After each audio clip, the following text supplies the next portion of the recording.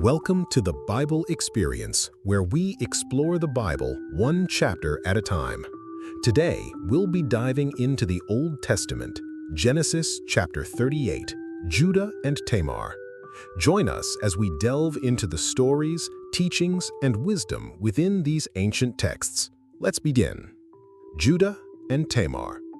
It happened at that time that Judah went down from his brothers and turned aside to a certain Adulamite, whose name was Hira.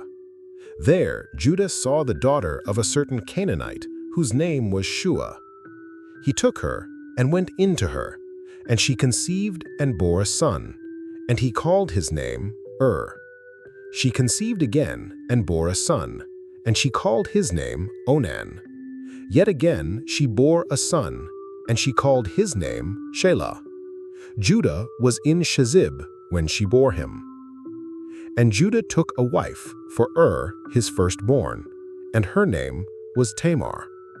But Judah's firstborn, was wicked in the sight of the Lord, and the Lord put him to death. Then Judah said to Onan, "Go in to your brother's wife, and perform the duty of a brother-in-law to her, and raise up offspring for your brother." But Onan knew that the offspring would not be his, so whenever he went into his brother's wife, he would waste the semen on the ground so as not to give offspring to his brother. And what he did was wicked in the sight of the Lord, and he put him to death also. Then Judah said to Tamar, his daughter-in-law, "Remain a widow in your father's house till Shelah my son grows up," for he feared that he would die like his brothers. So Tamar went and remained in her father's house. In the course of time, the wife of Judah, Shua's daughter, died. When Judah was comforted, he went up to Timnah to his sheep shearers, he and his friend Hira, the Adulamite. And when Tamar was told, "Your father-in-law is going up to Timnah to shear his sheep," she took off her widow's garments and covered herself with a veil, wrapping herself up, and sat at the entrance to Enaim, which is on the road to Timnah. For she saw that Shelah was grown up, and she had not been given to him in marriage. When Judah saw her, he thought she was a prostitute, for she had covered her face. He turned to her at the roadside and said, "Come, let me come in to you," for he did not know that she was his daughter-in-law. She said, "What will you give me that you may come in to me?" He answered, "I will send you a young goat from the flock."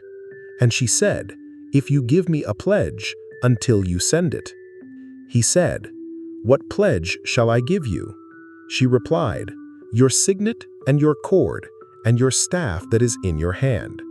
So he gave them to her, and went in to her, and she conceived by him.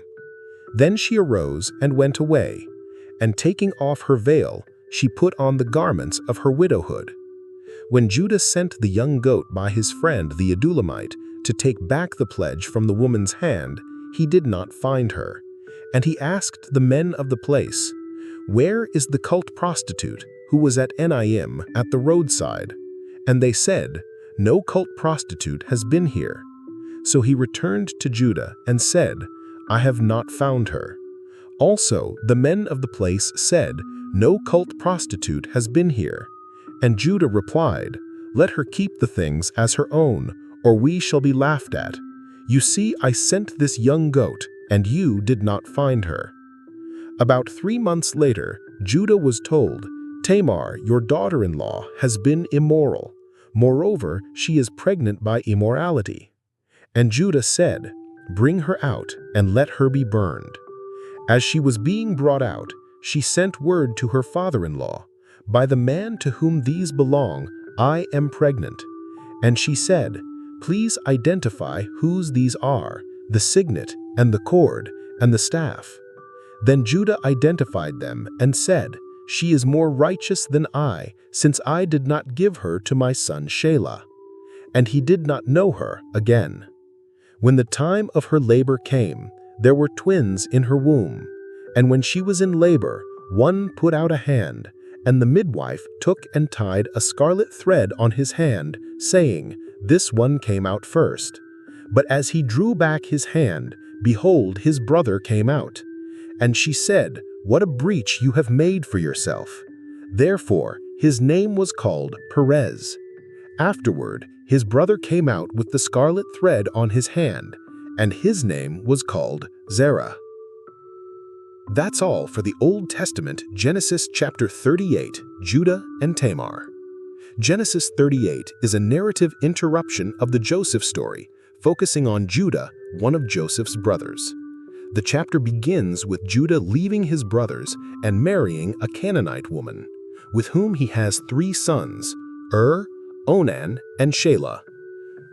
Marries a woman named Tamar, but he is wicked and is put to death by the Lord. Then Judah commands Onan to marry Tamar in a levirate marriage to raise up offspring for his brother, but Onan refuses and is also put to death by the Lord. Then Judah promises Tamar that when his youngest son, Shelah, grows up, he will marry her. However, he does not fulfill this promise, fearing that Shelah too will die. After a long time, Judah's wife dies, and Tamar, realizing she has been deceived, takes matters into her own hands. She disguises herself as a prostitute and waits for Judah on the road.